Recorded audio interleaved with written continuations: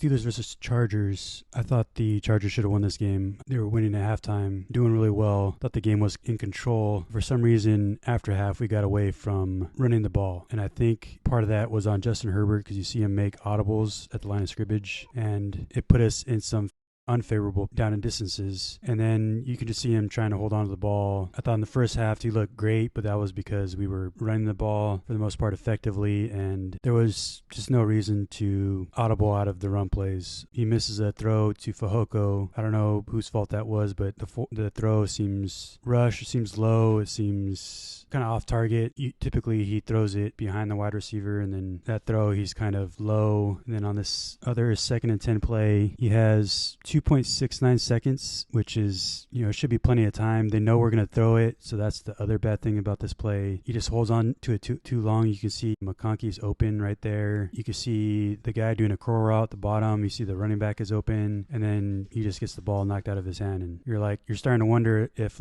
all the problems originated from Justin Herbert just trying to hold on to the ball too long. Who's he even looking at? I mean, he looks off Ladd for some reason. There's no reason why Ladd gets open. I guess the linebacker's kind of jumping the route. Here's a 3rd and 15, and he just kind of sells it high, and then now our punter is kind of in a bad situation. They call us for a penalty that's not even relevant to a punt. It's only relevant to free kicks, and so now they're already in the 50. Heineke comes in for a few plays and actually converts on a 3rd down. Here's another questionable call. They called the defense for, delay of game or something, or for the shift they had pre-snap, and they're doing a blitz, and we're going to throw the ball, and it was kind of a perfect situation for us to throw the ball, and they throw a flag and stop play. It's why do you need to stop the play? There's no reason to. So now we're in 3rd and 5. Heineke doesn't step up in the pocket, and TJ Watt just comes around the corner. They're 1st down and 10. They know we're passing it. Pipkins gets beat off the edge.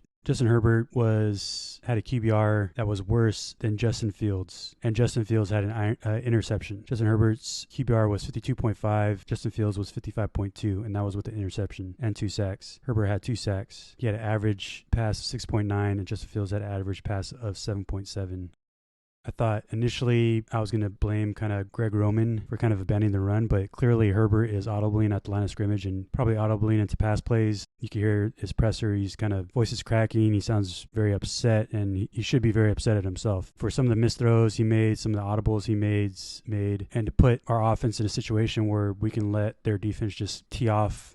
Just massive fail, lack of focus, lack of discipline, lack of game plan, and I'm starting to think that Justin Herbert is not the guy. I mean, our average rush per attempt was 1 yard less than our average pass per attempt. We had 3.1 yards rushing, and we had 4.3 yards passing. Massive fail. Defense played great. I think some of the penalties that we had were kind of, again, lack of discipline, lack of focus. Derwin James had a helmet-to-helmet contact. They called Asante Samuel for pass interference. It was kind of like ticky-tack. Justin Fields wasn't even throwing the ball. I thought it was actually, in hindsight, is kind of a good pass interference. You heard Tony Romo talking about it.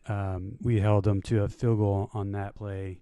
The lack of use with Derius Davis, he had 1 carry for 8 yards. We need motion in there.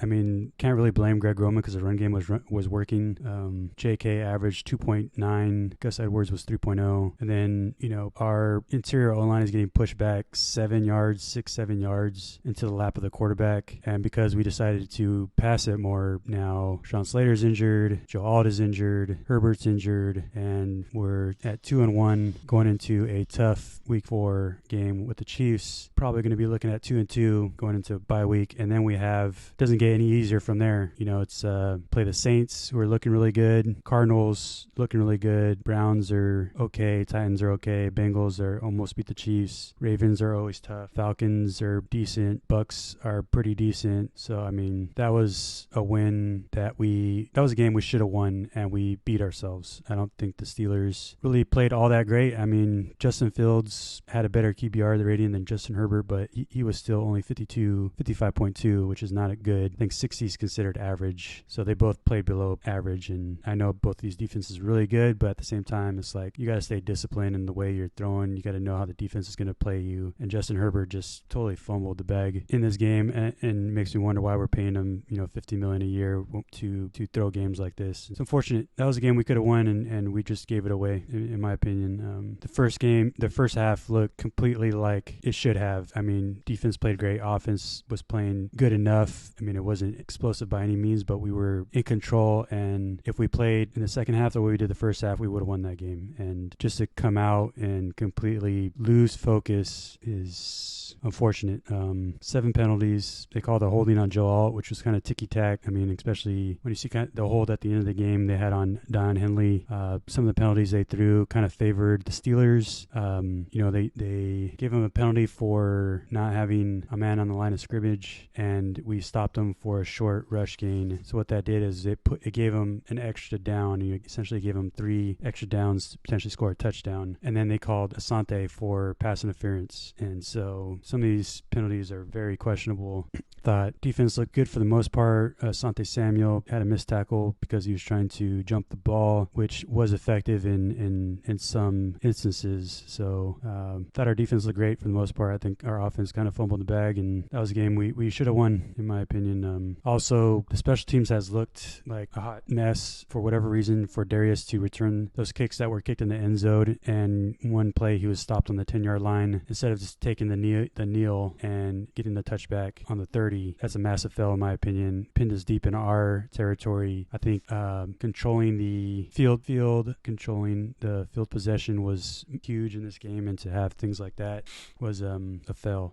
Derwin James, aside from those penalties, looked great. He's coming off the edge. He's getting the sack, QB hits. He had 1 sack, 2 tackles for loss, 1 QB hit, 8 tackles, which is third most behind Perryman, who had 9, and Dion Henley had 12. Thought for the most part our interior D-line looked pretty decent. Khalil Mack had a sack, 2 tackles for loss. Dion had a pass deflection. Alohi had a pass deflection. Bud had a pass deflection. Asante had a pass deflection. Puna had a QB hit. Cameron Dicker was 1 for 1. J.K. Scott had 7 punts for 350 yards and 3 inside the 20. So, man, that was a game we could have won, and we wanted to be a hero, and that's unfortunate. Should have kept our focus, kept our composure.